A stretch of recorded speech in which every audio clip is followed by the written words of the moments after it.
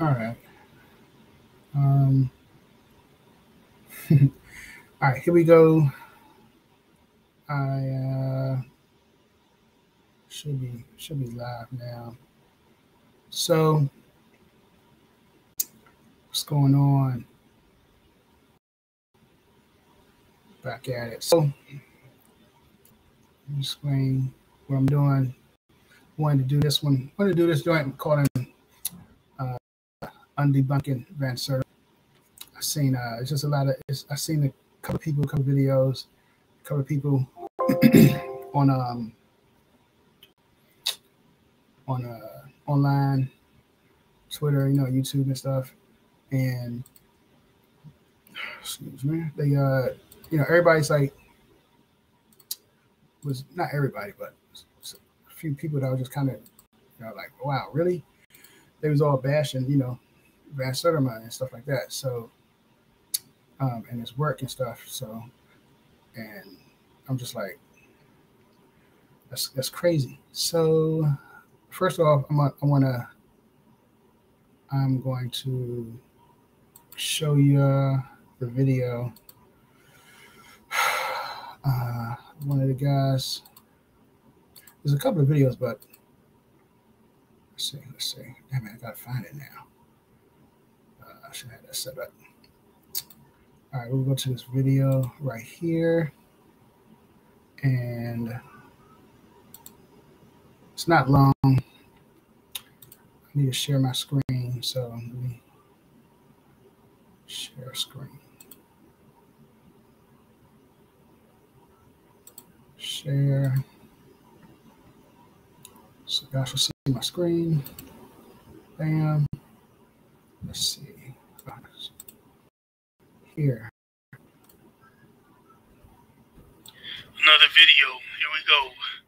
This one is going to be on on Ivan Van Sertima, and just to add to our laundry list of debunking hoteps. And unlike the modern day hoteps, I think Van Sertima actually meant well. He came from an era where Black history was not appreciated and it was ignored, or African his history, if you will, was totally ignored, discounted, etc. Eurocentric era.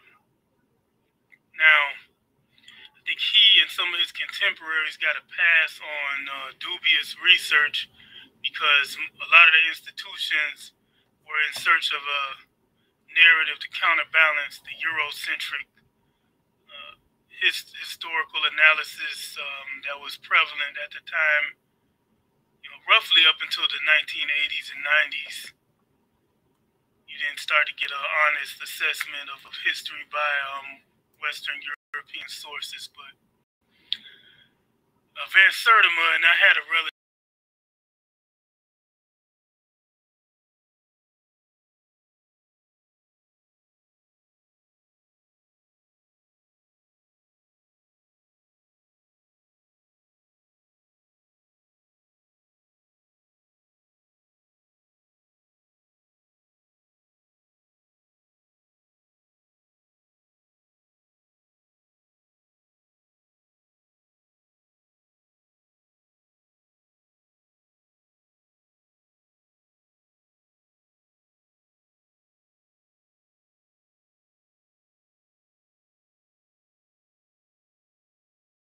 United States, North America above Mexico.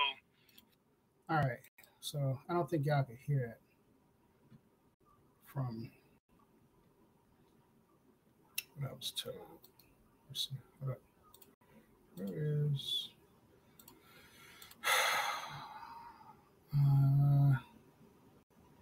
All right.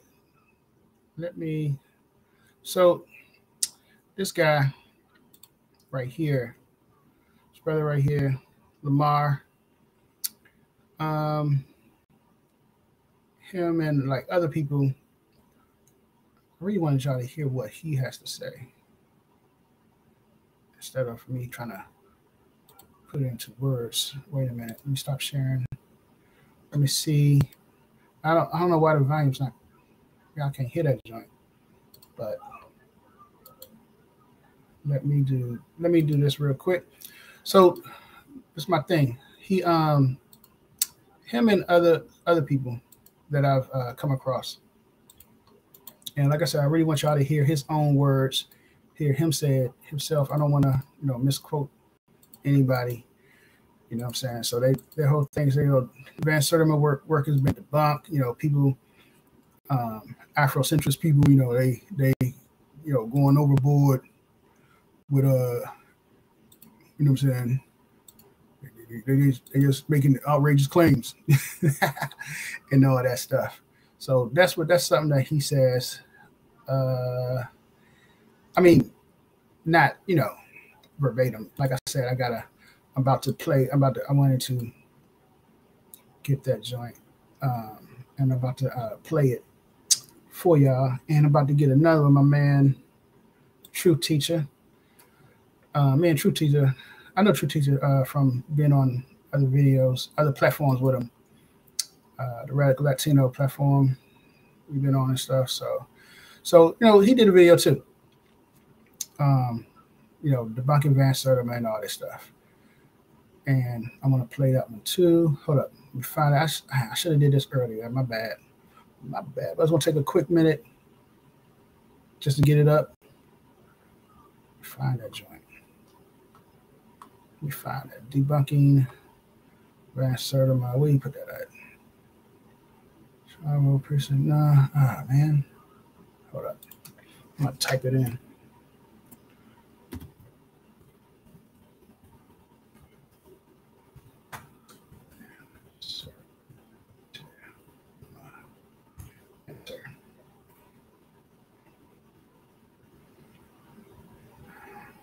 And it's another video. It's a lot of people doing that did videos, debunking Van Sertima. And I'm about to tell y'all why y'all wrong. Or y'all just, you're just not just wrong. I can't find True Teacher's video.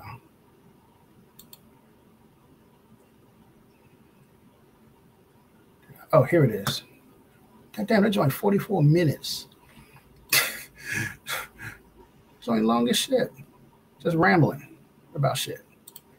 You know what I'm saying? Rambling. Boy, rambling. And let me get this up, cue this joint up. We'll play this one as well. So you can hear what he has to say verbatimly. And you know what I'm saying? I'm not going to don't want to misquote him or nothing. You know what I'm saying? So set this up. You know what I'm saying? Chilling.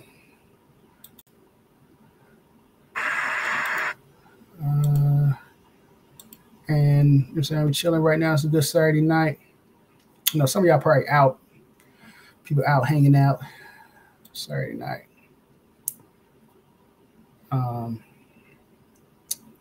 I don't go out as much. I don't go out anymore. It's like, for what? I don't really go out as much. They're like, all you're doing is just giving white people your money and shit. That's all. It's like, the fuck?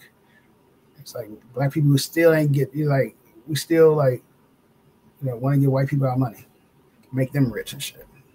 These Asians, these Russian motherfuckers and shit. But anyway, let me get this going. All right, I got that. So I'm about to play these. I'm about to play both of these. And first one is short because it's only 5 minutes. He got his joint going on for only 5 minutes. So I'm gonna play that one, and then True Teacher joint. True Teacher joint is kind of long, so we're gonna watch it, but we're gonna skip through some of it and shit. So get your drinks ready. You know what I'm saying? Sip. Let's talk to the boy. I'm gonna go to share my screen. Bam. And here, type screen share. So, all right, my screen should be sharing, and let's play it. It's my man Lamar. Another video. Here we go. This one is going to be on the on Ivan Van Sertima and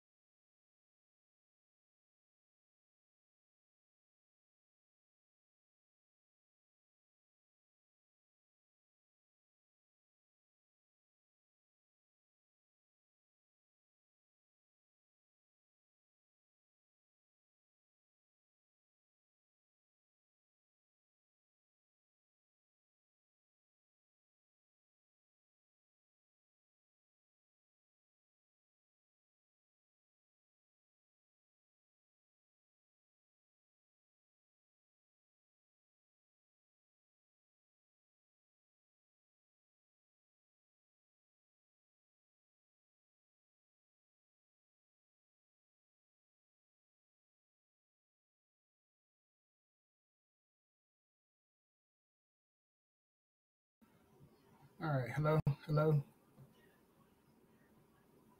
Hello. Hello. So you hear me?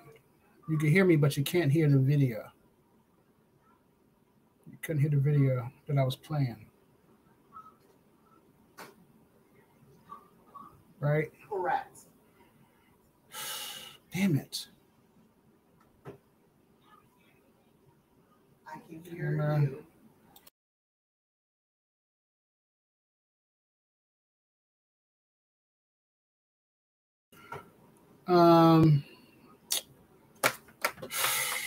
Shit. Try this one more. Let me try this one more time. I don't know why it's not working, man. I can't share my screen. Share. Oh, I didn't click that. Share. All right.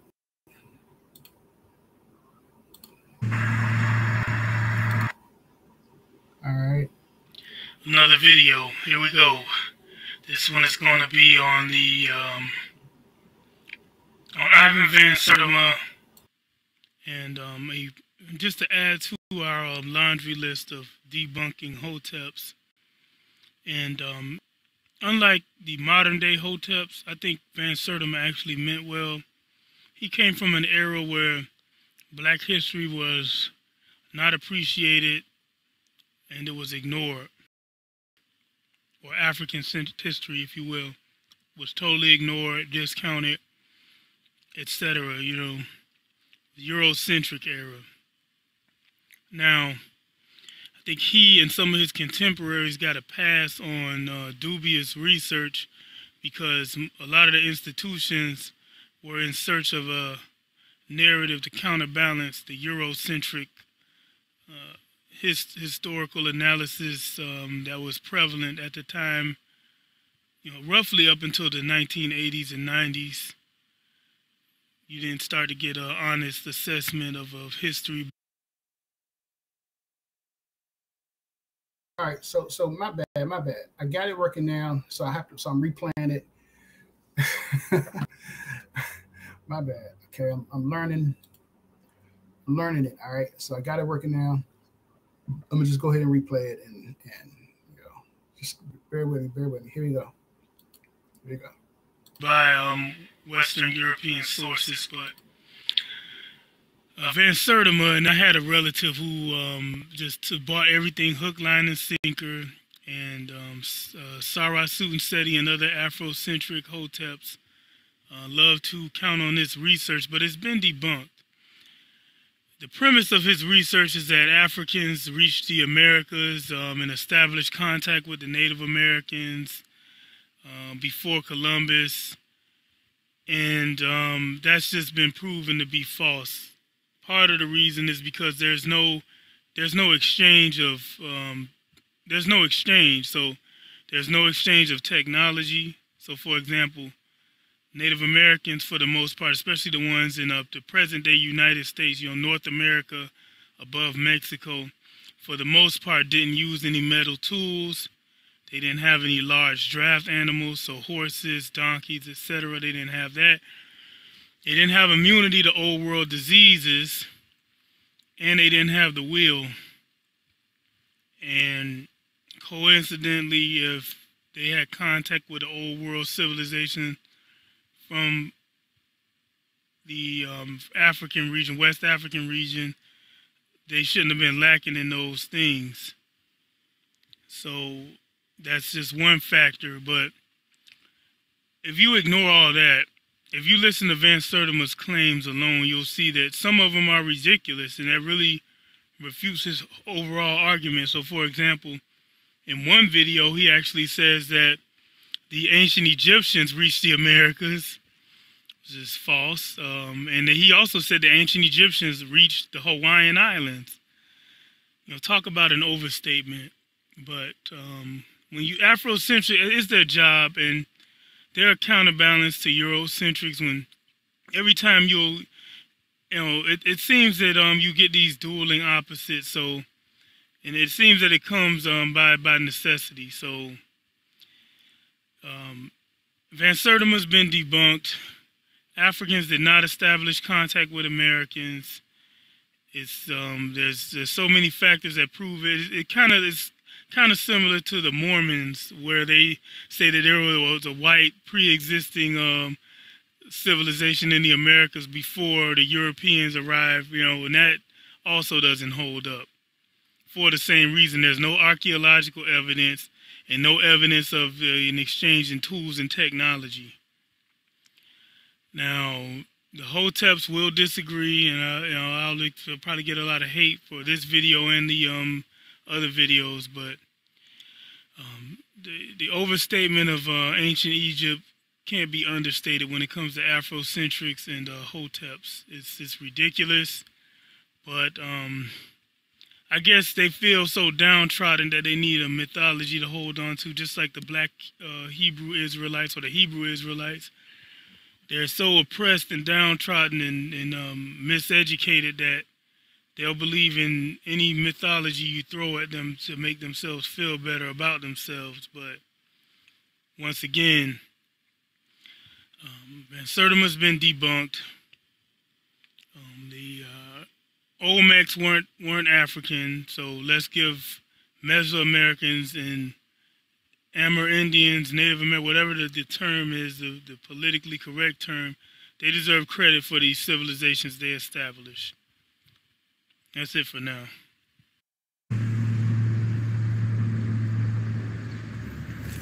Good morning, everybody. It's me again, Truth Teacher, coming at you with another video. And my big, beautiful forehead, as you can see. The big noggin. So, like I said, his joint is 44 minutes long, but we got to skip through some of the date? Just get to the just point. A big puff.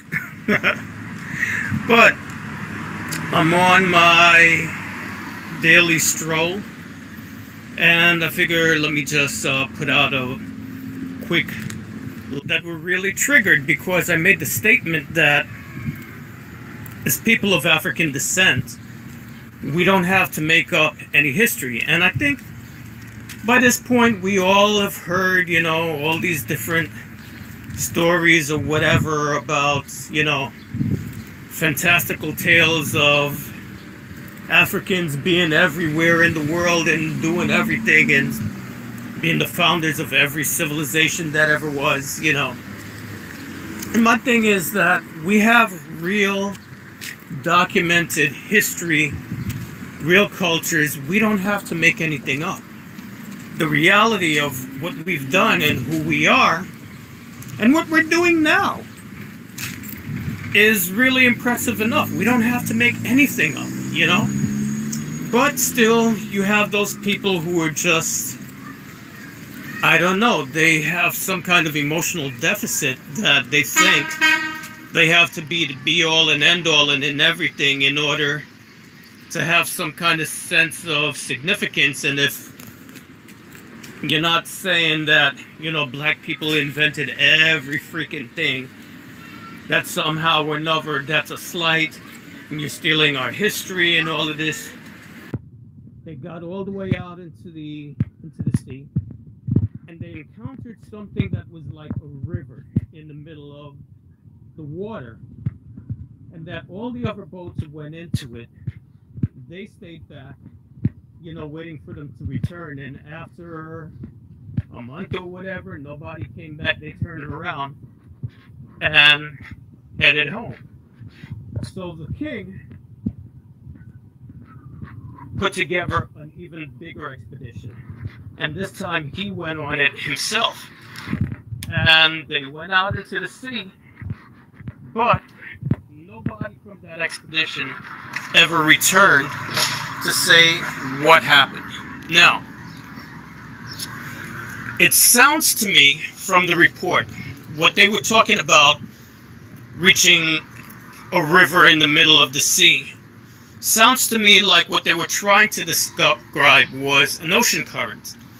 And there is an ocean current right off the coast of Senegal or whatever, right? It does carry right into the Caribbean and into Brazil, you know, that area, that whole area. But now, did these people actually make contact with the Americas? I mean, like, who knows?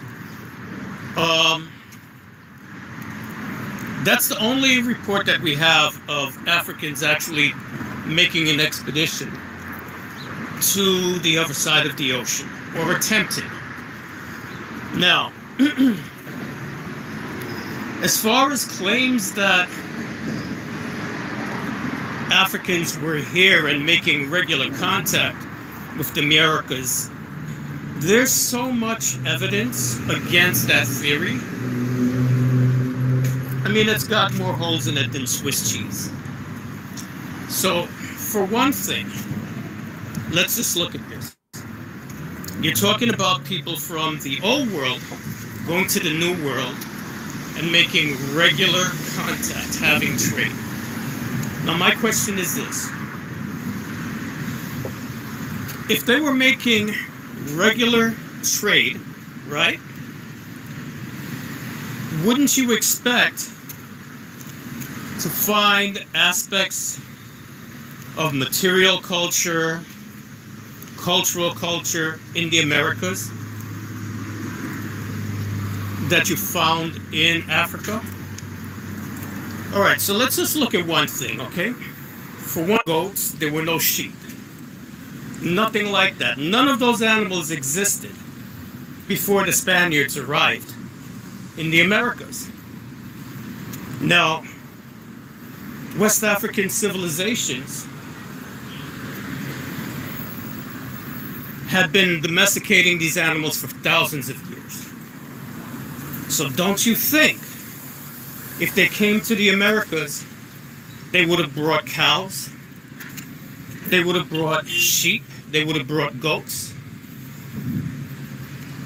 A lot of the West African civilizations also had domesticated horses. You know, they had cavalry. They had cavalries that were mounted on horseback.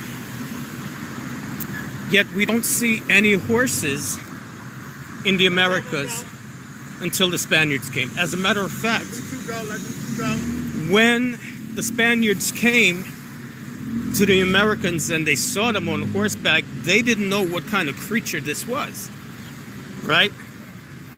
They thought it was some kind of monster. So that blows that theory out of water. You got civilizations who have a strong tradition of using goats, sheep, cows for food products, you know? But they go all the way over to trade with another group of people and they don't bring those things with them? How is that possible? But they don't pass that immunity on to the Native Americans over here. How does that happen?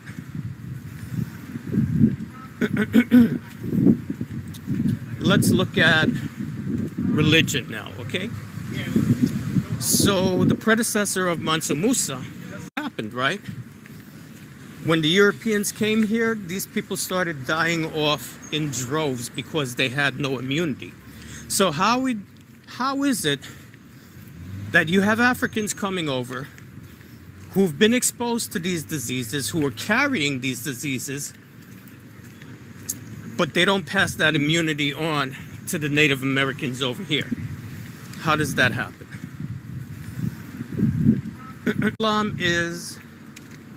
Islam is a religion of evangelism, right?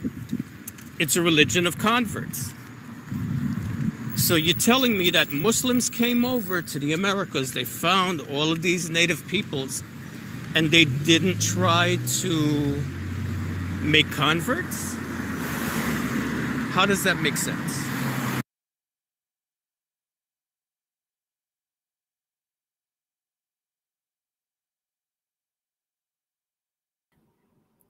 All right.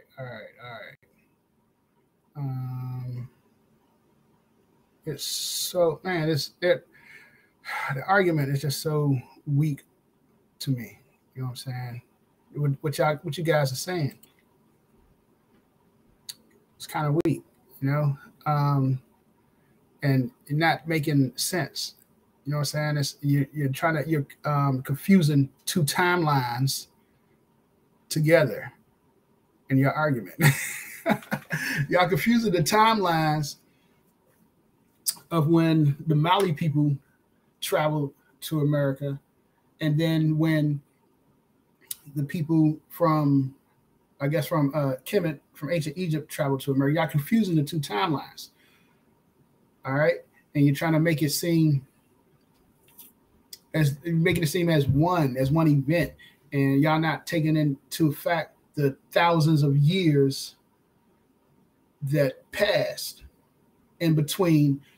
You know what I'm saying? In between these two times.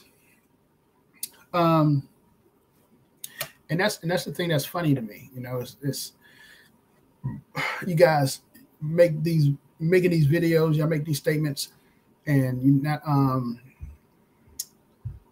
no proof. You're not presenting any proof whatsoever. All right.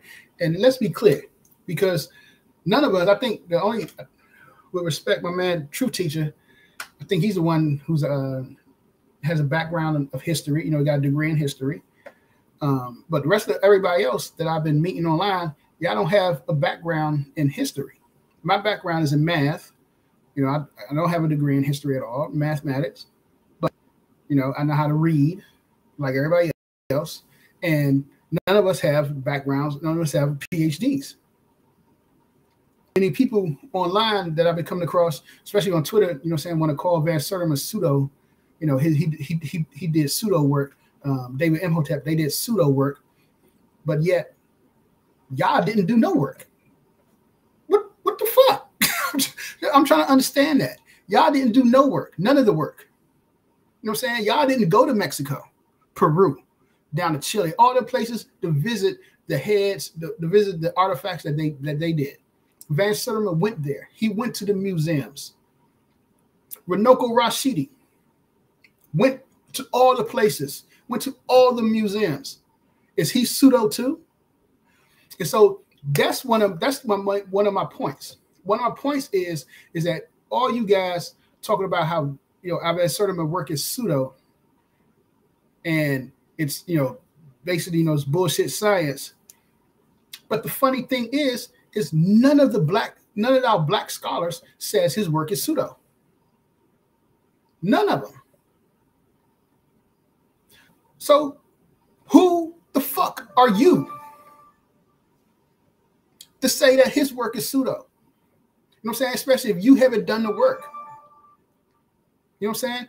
Take your ass to Mexico. Take your ass down to Peru, Venezuela. Take your ass down to Oaxaca and all them places where the heads are at, and study them. Study the artifacts and the museums in New York and in London, all the museums where they only let scholars into the back rooms. Runoko Rashidi said that. He said, you have to be a scholar.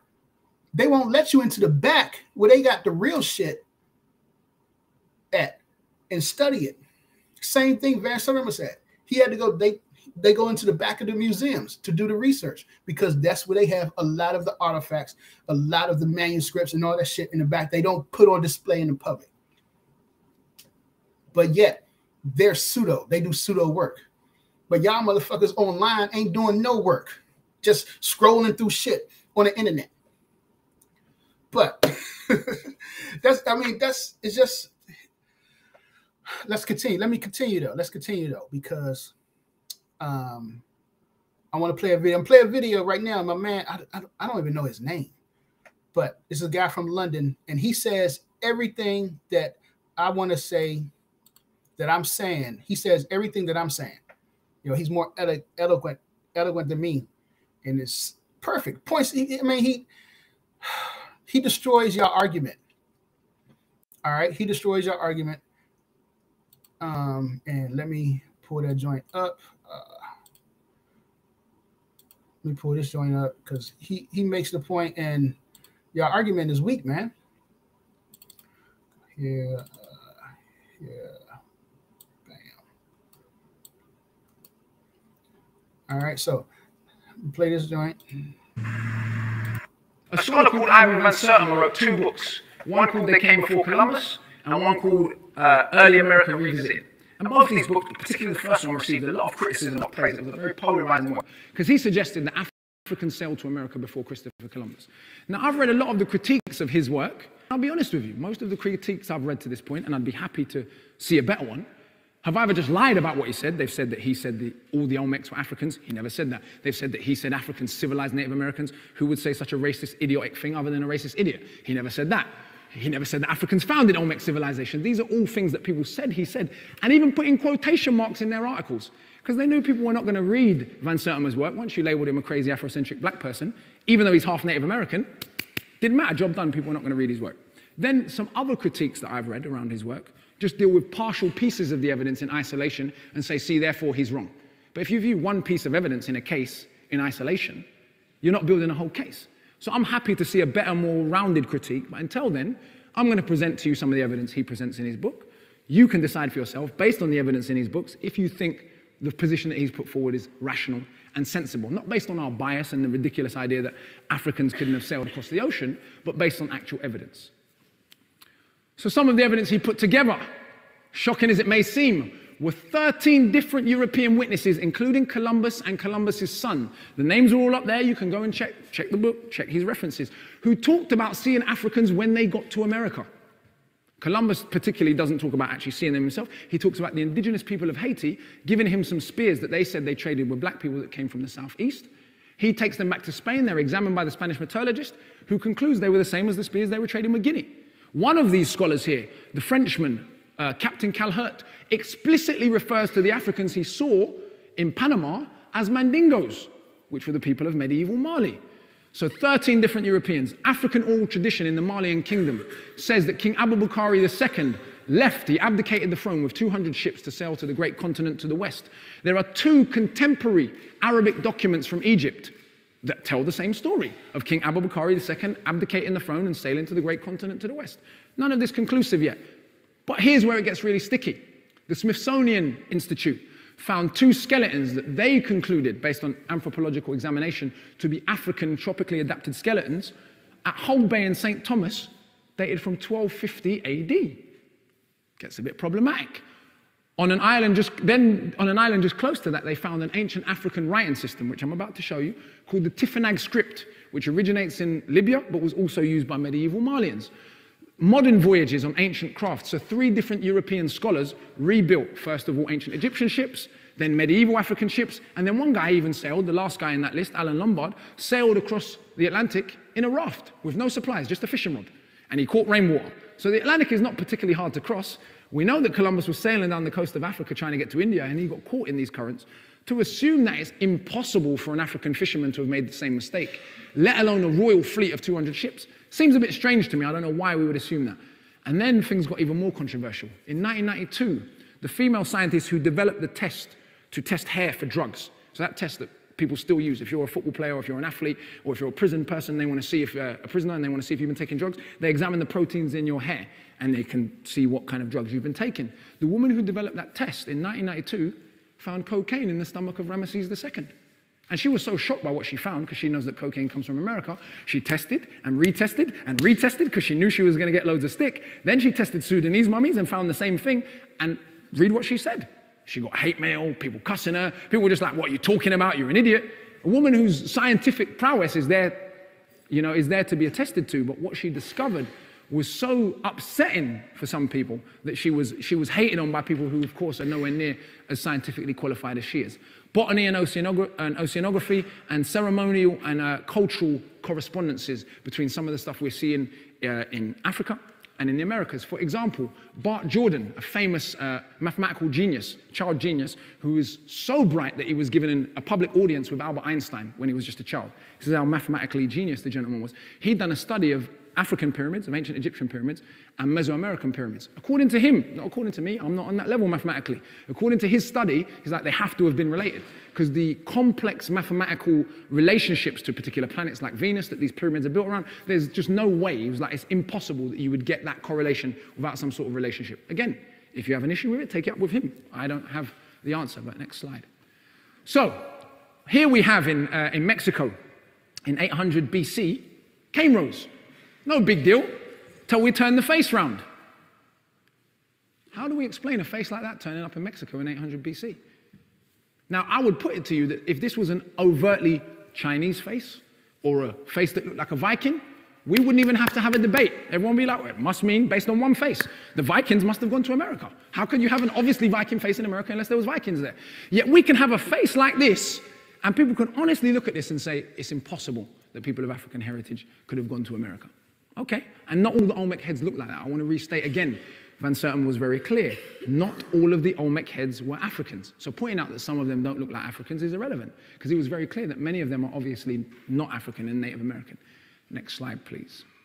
This is the Tifinagh script that I was talking about from Hull Bay in St. Thomas. Sorry, the Tifinagh script is not in Hull Bay. It's on, does say there, Bottom Reef Bay in St. John's in the US Virgin Islands. So same collection of islands. And if you read what it says, it actually talks about ablutions. So not only is it an ancient Libyan script that we know medieval Malians used, but it makes an explicit Islamic reference. And we know that kingdom was Islamic at the time. Next slide, please. This is Mali at its height. I just wanted to show you to get a sense of just how massive it was, 1,500 miles across. And again, according to even mainstream historiography, it's now accepted that this was probably the richest state in the 14th century world. So to suggest that the richest state in the 14th century world wasn't capable of building ships and sailing the ocean seems a little odd to me. Again, I'm not saying you have to accept all of this evidence. I'm saying all I want as a counter-argument is evidence. I don't want prejudice and bias, which is what I've seen from a lot of the scholars that have counteracted Van Sertima. These carvings are from Panama and Mexico, from the 1300s. The member of the German royal family called Professor von Hottenau, who helped Van Sertima write the book, has over 100 of these carvings. They were tested by a process called fermioluminescence, which I don't scientifically understand, but apparently it's a way you date museum artifacts. Before the German museum would buy them, of course they wanted to know they were not forgeries, because some people even said, he forged them all these carvings. And then they were tested before the German museum would buy them, and they were originally owned by a member of the German royal family. How do we explain carvings like this turning up in Mexico in the 1300s? And again, and again, and again. This is my favorite one. That is a handsome face, that one, isn't it? Let's be honest. If someone's got a more logical explanation than that people that look like this were present in Mexico, I'd love to hear it. And this is the reconstruction of an ancient Egyptian papyrus ship done by Thor Heyerdahl, a Norwegian, in 1969. He went to Chad. He didn't go to Egypt, he went to Chad. And the Budumu boatmen in Lake Chad rebuilt him an ancient Egyptian papyrus ship, and he sailed from Egypt to Barbados. So we know it was physically possible. So again, we've got to digest the evidence and decide what we think based on the evidence. Until then, I'm going to agree with the American head of the Smithsonian Institute that was part of the archaeological team. In fact, he was the head of the archaeological team that digged up the Olmec heads. He said the following, and I will read it word for word. He said, Van Sertima's work is a summary of 6 or 7 years of meticulous research based upon archaeology, Egyptology, African history, oceanography, geology, astronomy, botany, rare Arabic and Chinese manuscripts, letters and journals of early American explorers, and observations of physical anthropologists. As one who has been immersed in Mexican archaeology for some 40 years and participated in the excavation of the first giant heads, I must confess I am firmly convinced of the soundness of Van Sertima's conclusions. But people would sell it to you that the only people who believe in Van Sertima are crazy Afrocentric black people trying to make themselves feel better for racism. Be rough, you know, toward the shore where the bottom of the ocean floor comes up, right? Once you get past that, the ocean is pretty smooth unless there's a storm. So that's one thing. The other thing is, my thing is, what I postulate is that who says they went from the west coast of Africa? Mm-hmm. What's not to say they went from the east? So those are just the reason why they cite the west is because of one of the kings that relinquishes, Abu Bakr the first, relinquishes his title to travel the Atlantic Ocean. Right. And he does not return. Mm-hmm. And so that is one of the reasons why people cite that it must have occurred during that period, during the Great Mali Empire. So that's one of the reasons. Mm-hmm. But let me say to you, what you are referring to in ancient Kemet, by the way, Pangaea is long before human beings lived. Right. right? So we're not talking about a time that human beings are able to just walk around on one landmass, right? I think that most people would say that Pangea is around 330 million years ago or 300 million years ago, long before any early version of humans were present. So I would say that that's not how people got to where they are. They made journeys, right? The boat that you're referring to, that is a seaworthy boat, is generally called the solar boat of Khufu, the builder of the Great Merkut. And he builds this at around, what, 2360 BCE. Don't count me. I'm off by a few decades, I know. But I'm talking about thousands of years ago, so forgive me.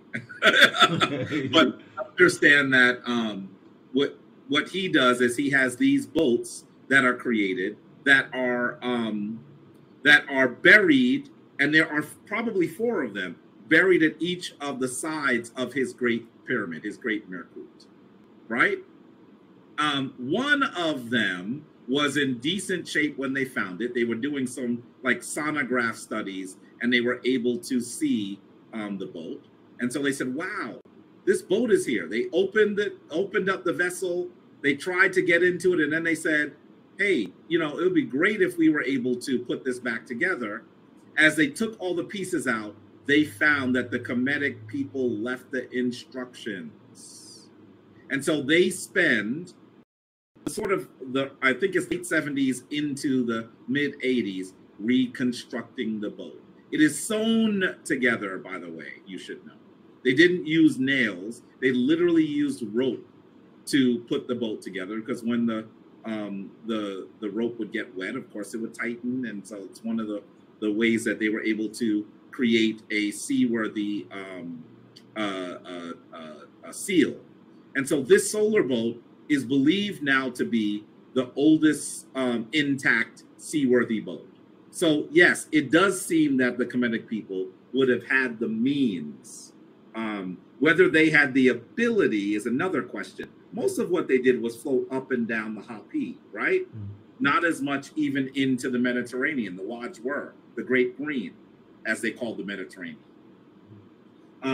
But you should know that as they built these boats, I think that there are many people who would think that it would be conceivable that they would have taken journeys if they were building these large vessels. And so I believe that that's possible as well. I think that the work of Ida van Sertima and Dr. David Imhotep are really important groups of studies. They're not definitive. That doesn't mean that they're not convincing, but they're not definitive.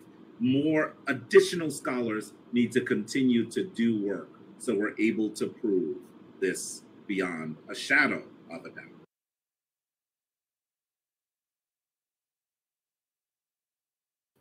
And all right, so okay, I wanted to play that. Point out his brother Jabari, who's a well-known historian who's studied the works, and like he said, the work is not definitive, and I don't think no one's actually said it was. It's 100%. I didn't say that, but what we did say is that his work needs to be improved upon. You know what I'm saying? You take Ibn Sertima's work and take it to the next level, which is something that Runoko Rashidi has done. And that's what David Imhotep has done. And that's my whole argument, is that he took Van Sertima's work and he went to the next level. And as the brother before that, as he pointed out, mostly the same thing I just said, people who making these arguments, everybody's making these arguments of people who are just online, you don't have no PhDs and never even studied or traveled to the area to study the works. However, what did Van Sertima do? He got his works was verified by the Smithsonian, which they agreed with him on everything that he did.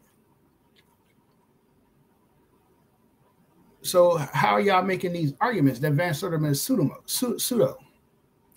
Now, like I said, so I got this one. This is David Imhotep's work. You know, the first Americans were Africans. And like I said, he took Ivan Sertima's work and expanded and built upon it. He did the research. And if you want to debunk somebody, you just can't be posting a video like, what he said is absurd. You know what I'm saying? It's just the Egyptians didn't travel to America. You know, the fuck, where's your proof? Where is your proof that they didn't? You know what I'm saying? Where's the logic in that also? Here you have a group of people, black people, African people, who've been on this continent, who've been on this planet for over 500,000 years. But you're going to tell me that they could not figure out how to fucking travel across the ocean until white people came? 500,000 years. We've been here. And that's your logic? Are you serious? That's dumb. That's a dumbass logic. And you're just supporting the claims the white people be making. Y'all supporting their white supremacy claims and shit. So, as Jabari had pointed out, they found boats where? At the base of the pyramids. And they built them and they traveled and they sailed. They proved that those boats sailed. So if y'all going to debunk somebody, you have to prove that they couldn't do what they said they did. You know, Columbus sailed from Spain down and got caught in the wreck because he was trying to go to India, but ended up where? Over in Haiti. So he could get caught in the current, but the black people, the African people sailing on canoes and shit can't get caught in the current. That's just impossible. That shit, there's no proof. The fuck? I mean, come on, man. Where's your logic? And so, so I got this. I read it. You know, so I've been reading this book, and I'll say, you know, as they said, you know, there is no like, aha, I got you. This is it. There is none of that. It's just evidence here. You know, you add these little things up and you put them all together and you come to the conclusion that, damn, niggas must have been here. It's no other way. You have to come to that conclusion by adding up the little things.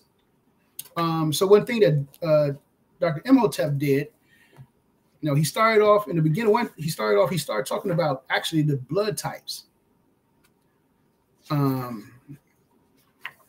He started talking about, the blood types and DNA that they found in South America, Central America, among the remains. He points out that, you know, the oldest blood type is type O. Type O negative is the oldest blood type and is found where? Among African people. I mean, it's the oldest. It was one. Let me see. Hold up. One in here where they point out that a group of people in South America, I don't want to get their names. They found the blood type among them, and it's the same blood type as those in Africa. Right here. So he said, they quote, this is a question. Hope y'all can see this joint. See a little bit of it. All right. So did the first Americans come from Asia or Africa? All right. The first thing he talks about. No. This is the first. I'm sorry. This is it. The blood types. And he's quoting. This is a quote. The results obtained using morphological and molecular data find that Fuegian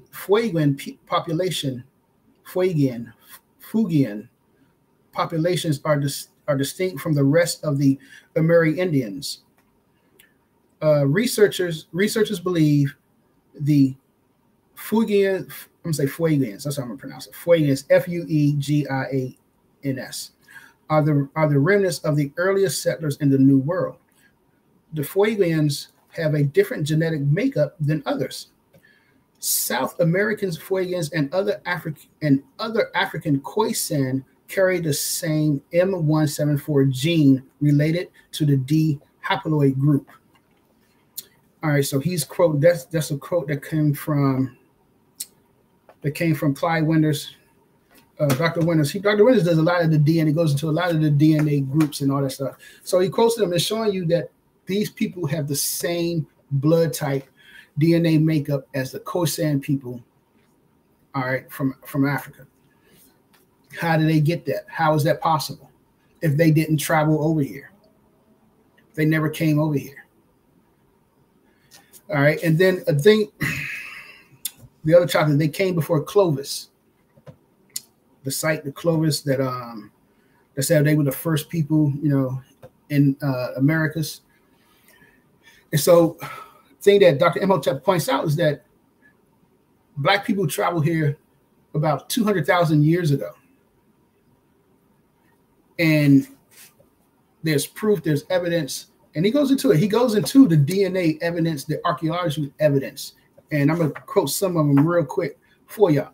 But he was saying, he points out that people couldn't travel here across the Bering Strait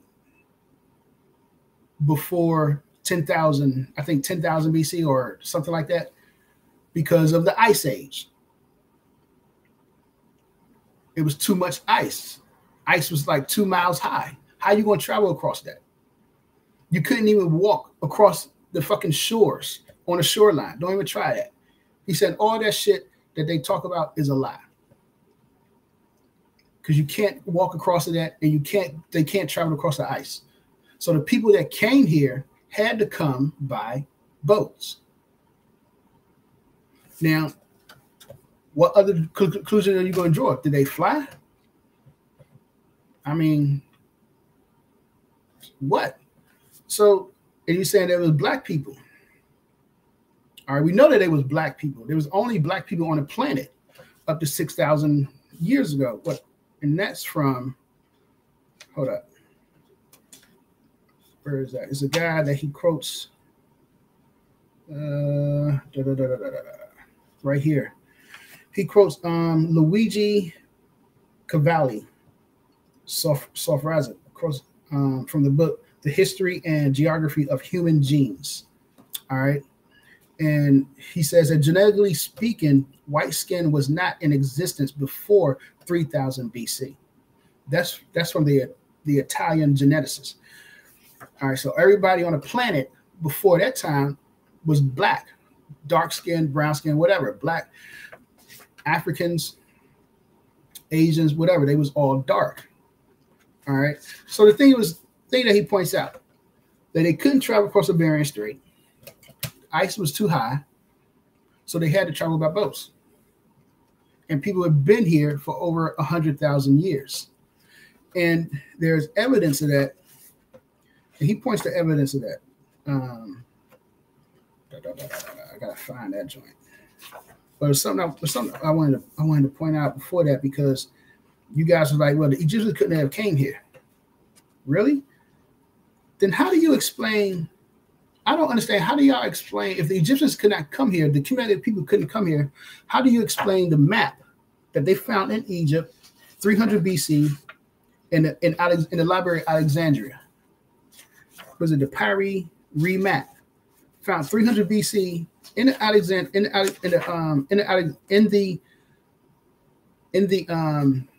Library of Alexandria, that shows South America and Antarctica on the map, that has the correct longitude and latitude lines.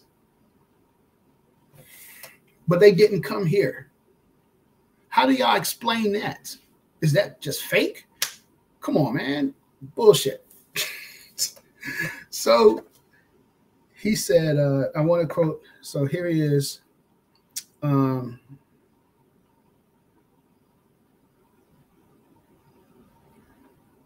Who is he quoting? This guy said that humans came over here 100,000 years before. It was 100,000 years. They've been here 100,000 years before, all the Asian people, you know what I'm saying, the Mongolians crossed the Bering Strait. Our data to date suggests that the first humans came to northern Brazil and the Caribbean from Africa. Now, who's he quoting? He's quoting Sheila Thomas. Interview with Nathan Goudian. All right, these are archaeologists who were studying and stuff. As you can see, he has people that was he's quoting people that's been out there studying and digging down in North America, in South Carolina, Georgia area. Evidence has been presented here to cement the fact that Africans were the first in South, Central, and then in North America. Moving to the Central Americas, earlier Mexican skulls show no clear resemblance to Amerindians, the American Indians, or East Asians. This was found after a thorough study of ancient Mexican skulls done by Gonzalez, Jose, and associates.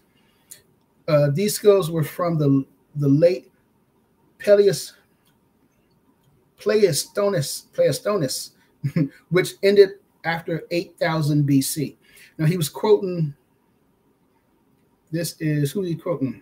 Oh, Jose Gonzalez, Jose, and associates.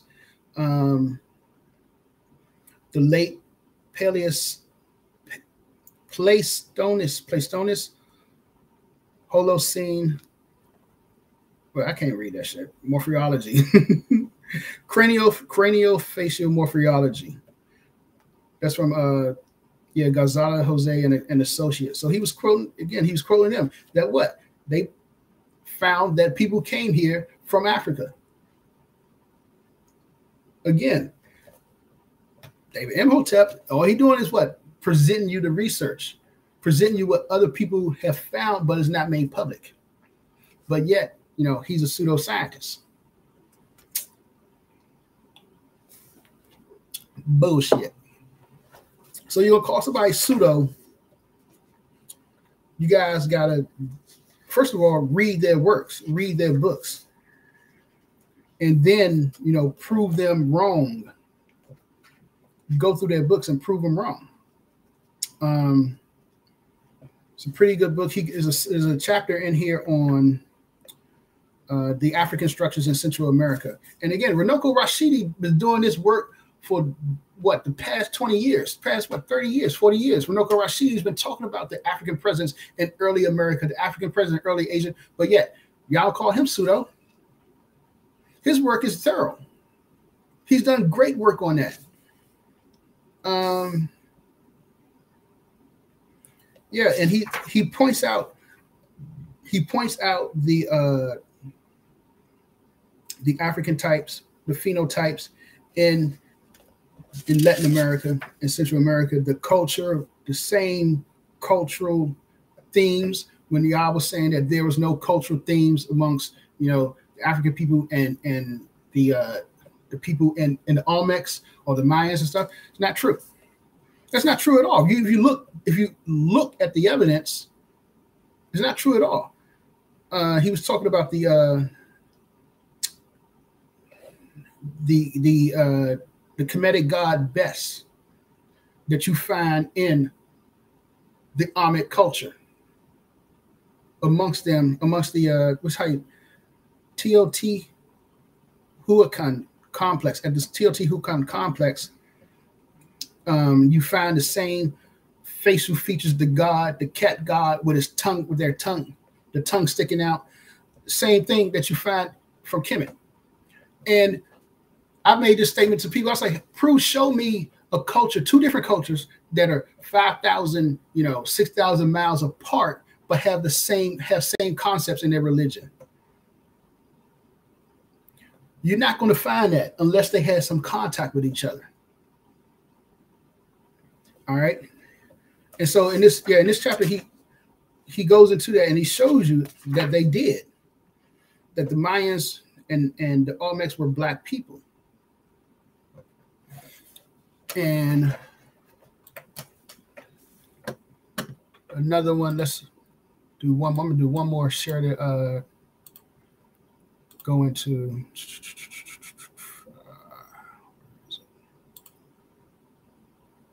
this one real quick.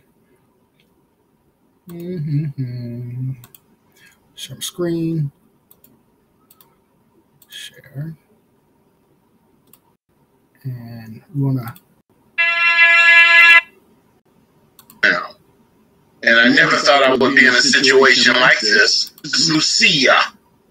And Lucia is important to us because she's recognized. That's Runoko Rashidi, for y'all who don't know. Now, we know Runoko Rashidi was a great historian.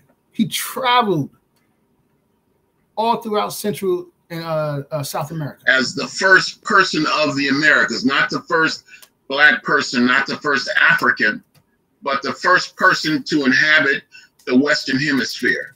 And this is a reconstruction of a skull found in Brazil in the 1980s. In fact, this skull was in the Natural History Museum in Rio de Janeiro when they had the big fire a couple years ago, and apparently the skull survived. It's about 11,000, 13,000 or so years old. And I wanted to start with that. We're talking about the African presence in Latin America. And it's a three-part series, so we're able to break it up and look at a parent civilization. Before the Inca, the Aztec, the Toltec, the Moche, any of them, you had a civilization called the Olmec, O-L-M-E-C. And at the hierarchy of the Olmec world was a group of African people. And that's what we're going to focus on. But even before the Olmec, you have artifacts like this. Now, this is about 1400 BC. 1400 years before the beginning of the Common Era, or Christian era, if you like. It's a very small piece. It's the head of an African. And it's from a place called Guerrero, Mexico.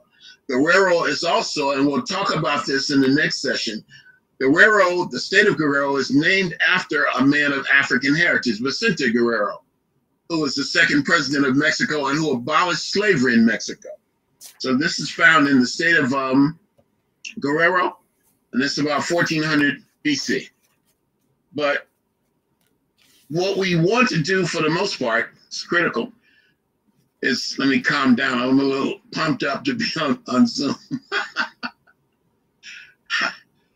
What we're going to do for the most part is look at the Olmec. And if you want to see the largest collection of Olmec heads in the world, it's in this museum right here, which is in Jalapa, Mexico, the Anthropology Museum. And these are the pieces that you see. This, for example, is one of the best of the Olmec heads. This one is called El Rey. El Rey means the king. But apparently, at least some of them, if not all of them, were painted brown. I have to say all these things because there are many people, probably even Facebook trolls, heaven forbid, listening to this session right now, who would argue that these Olmec heads are not African. And this has been a debate for more than 100 years, well over that. The first person to identify one of these heads was, in fact, a Mexican scholar named Jose Melgar. In the 1860s, he found one of these heads. I'll show it to you in a moment, and he referred to it as Ethiopian. And then from 1920 to 1922, a Polish American scholar at Harvard University named Leo Wiener wrote a 3-volume book called Africa and the Discovery of America. Wiener didn't know who these heads represented. He thought they might be athletes or slaves. And other people have done good work, but the greatest work of them all, of course, is my brother, our ancestor, Ivan Van Sertima. This is one of my favorite heads. Now, Ivan, I think in 1976 or 77, wrote the book that came before Columbus, The African Presence in Ancient America. But she was an African, but she wasn't very African. 2 of the San Lorenzo heads are in the National Anthropology Museum in Mexico City. 7 of the heads are in the Anthropology Museum in Jalapa, Mexico. And this one is in the original location, way out in the town of San Lorenzo itself, which is a great distance. I had to get a car, a driver, pay a lot of money, but I got my man. I got my Olmec head. And there I am with it. And another one of my famous plaid shirts like I'm wearing tonight. That's the brother Runoko Rashid. The rest of the ancestors, man. So again, proving the point, man, that the African people came here thousands of years ago. You know, we've been around, been on the planet, you know, for over 500,000 years, a million years. You know, the Homo sapien came about 500,000 years ago. We're just finding that out. And they've been around 500,000 years. You know, even you say 100,000 years, 200,000 years. What are they just sitting around in Africa just kicking rocks and shit, and never took the time to learn shit? Come on, man. What logic is that? But as he was pointing out, you know, you say that, you know, they couldn't travel here. A lot of y'all said they couldn't travel here. You know, there was no exchange of culture or nothing like that, which is not true, because you guys are thinking like Westerners think. I mean, we all think like, you know, the Westerners to majority of our, you know, thinking process, because we grew up under a Eurocentric educational system. We weren't thinking like they think. They don't think about going somewhere and, you know, making a claim like, hey, I was here, yo, put my name here. We discovered this. They didn't do that. African people didn't do that. And the guy was, and Truth TV was like, if they Muslims, how come they didn't go over, you know, and proselytize their religion? That's not what African people do. That's what Euro-Asians do. That's what Europeans, that's what the Arabs, that's what they did. African people were not proselytizing. They didn't proselytize their religion. They didn't do that, no matter if they was Muslims or not, because it was a part of them of being African. They respected other people's religious beliefs and stuff like that. So it's the same thing. You travel into a new world, to a new land, you're not going to come in. You come into somebody's house, I'm not coming in and kicking in the door like, yo, this shit is mine now. You know what I'm saying? It's all mine. No, you integrate and you build together. That's why things look different. It's like, so, I mean, speak on logic, because people make the argument, well, how come, you know, if Olmecs came from, you know, ancient Kemet, then how come the art is different? None of the stuff looks the same. All right. And again, logic. You're not going to come into somebody's house and just start doing shit without their permission. And then everybody has different, they have different aspects. And this is my point of view of this is from after reading Black Genesis. You should read the book. It's a good book, Black Genesis. Is that the concept of the pyramid builders that goes back, what, 90,000? It was like 90,000 years, 100,000 years ago. They found it in South African. They found the carving of the pyramid. So my concept, there was a group of people, a society of people that built pyramids, because there are pyramids all over the world that left out, that decided to build pyramids. Now, I trained under a guy, I trained under a man, Kiwayne Kim. There's a lot of us that come from Kim's studio, Kiwayne Kim. The person at Kim Studios who took me under his wing was a guy named Albert Cheeks. He was one of the senior black belts. And you had a lot of senior black belts when I was a kid, you know what I'm saying? Everybody, you know, you as the kids you group with. You was, you know, they picked you as the little, you know, their little mentee or whatever, you know, and you learn.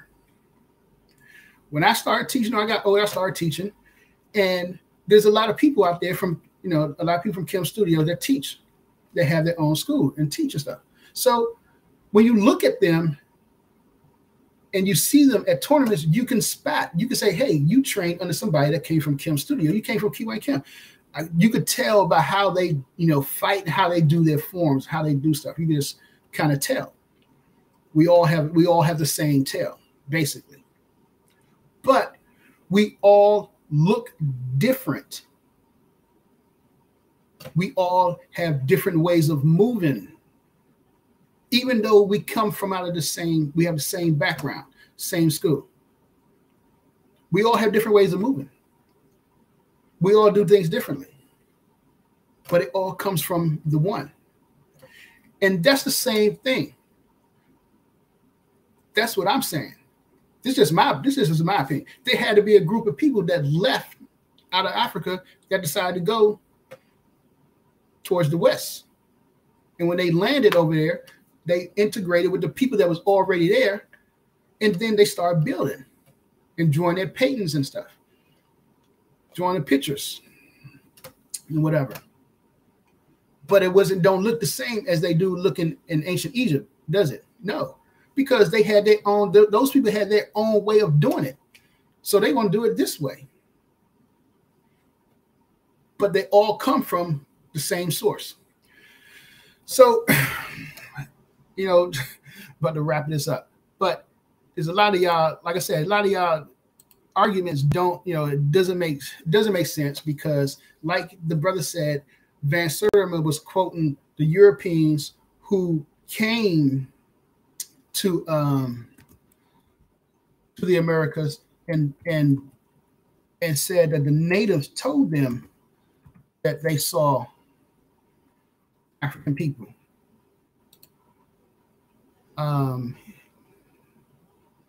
In the Americas. And what he quoted, like 16 different people, right? He said 16 or 13, something like that. And then, you know, there's a culture. There is not that there is no culture exchange, but like I said, you have to accept other people's rules in their house. So I want to share my screen. I want y'all guys to explain. All right, if I can make this, I can't even make it big. But you know, I want you guys, you know, I'm gonna share this. I want you guys to explain. You know, how is this? You know, how is it possible? No, it's not. Here it is. Where's this at? In Mexico, down in Central, I think Mexico, Peru, or whatever. Wait, where's this at? And it's the Aztec. What they say is the Aztec temple? No, this is an old temple. Mesoamerican archaeologist site.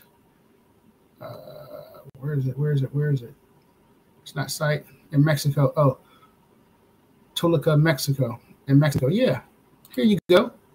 What is that? The Ankh. I mean, come on. Here it is in Mexico. You have the Ankh right in Mexico. And let me quote. So who's he quoting? This one, he's quoting Ignatius Donnelly from Atlantis, from the book Atlantis. The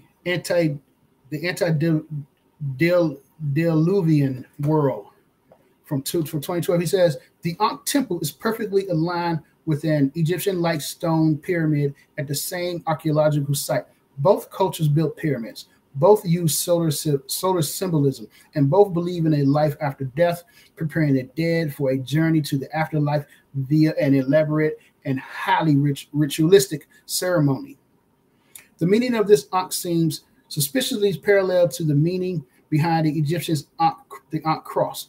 Both cultures also use a very similar Tau cross symbol for the very same purpose, to signify the forces and interplay between physical life and spiritual life. In Egypt, this cross was called Ankh, which was formed by a Tau cross with a loop on the top. All right, so that was look, Imhotep. He was quoting, like I said, he was quoting Ignatius Donnelly, Atlantis, the antediluvian world from 2012, and he's talking about this right here, this Ankh found in Mexico. So it's not like there's one complete, like, got you. You know, this is it, definitive. But when you start put things together, when you start put them all together, line them up, then you have to come to the conclusion, like, I said, damn, niggas been here?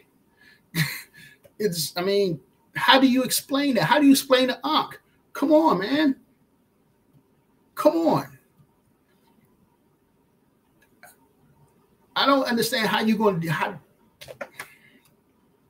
both fucking cultures worship the sun. Both fucking cultures made mummies, believed in the afterlife, made mummies. Like I said, prepared their mummies for the afterlife. The Ankh was a representation of the physical world and the spiritual world in both cultures. But yet, African people didn't come here and didn't share their knowledge.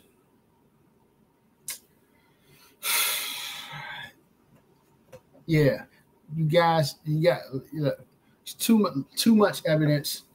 They did come here. They proved it. And if you want to debunk somebody, you need to read their works, go through their books, go through Van Sertima books, where they talk about they seen lion skins. When the Spanish came over, they reported seeing lion skins in the market.